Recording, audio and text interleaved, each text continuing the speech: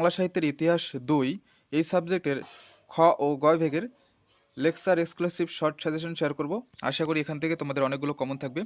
তো প্রথমে আমরা দেখব খ বিভাগ সংক্ষিপ্ত প্রশ্নাবলীর সাজেশন ও উত্তর সংকেত।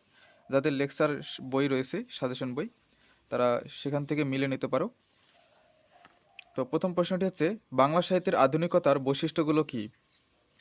2 লুই ভিভিয়ান ডিরোজিওর সংক্ষিপ্ত পরিচয় দাও, অথবা 19 শতকে বাংলার নবজাগরণে ডিরোজিওর ভূমিকা লেখো। 3 ইয়ং বেঙ্গল কারা, তাদের আদর্শ কী ছিল, অথবা ইয়ং বেঙ্গল কারা, তাদের পরিচয় দাও। 4 বাংলা গদ্যের বিকাশে রাজা রামমোহন রায়ের অবদান সংক্ষেপে লেখো। 5 আলালি ও হুতমি গদ্যরীতি বলতে কি বোঝো, উভয় গদ্যরীতির পার্থক্য লেখো।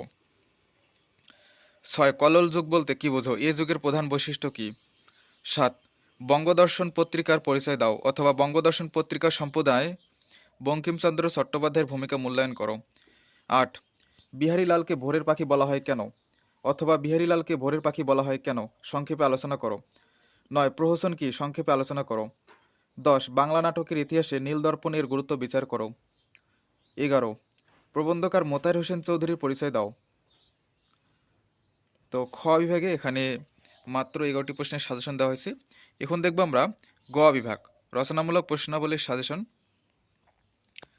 প্রথম প্রশ্নটি হচ্ছে, বাংলা গদ্যের বিকাশে ঈশ্বরচন্দ্র বিদ্যাসাগরের অবদান লিপিবদ্ধ করো।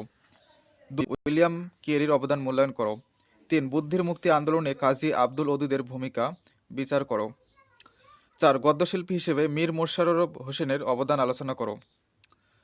5 বাংলা উপন্যাসের উদ্ভব ও ক্রম বিকাশের ইতিহাস আলোচনা করো। 6 বাংলা নাট্য সাহিত্যে রবীন্দ্রনাথ ঠাকুরের অবদান লিপিবদ্ধ করো। 7 মহাকাব্যের বৈশিষ্ট্য উল্লেখপূর্বক এর উদ্ভব ও বিকাশ সম্পর্কে বিস্তারিত আলোচনা করো। 8 বাংলা গীতিকবিতার উদ্ভব ও ক্রম বিকাশ আলোচনা করো। 9 বাংলা প্রবন্ধ সাহিত্যে কাজী নজরুল ইসলামের অবদান মূল্যায়ন করো। 10 আধুনিক বাংলা কাব্যধারায় জীবনানন্দ দাশের অবদান মূল্যায়ন করো।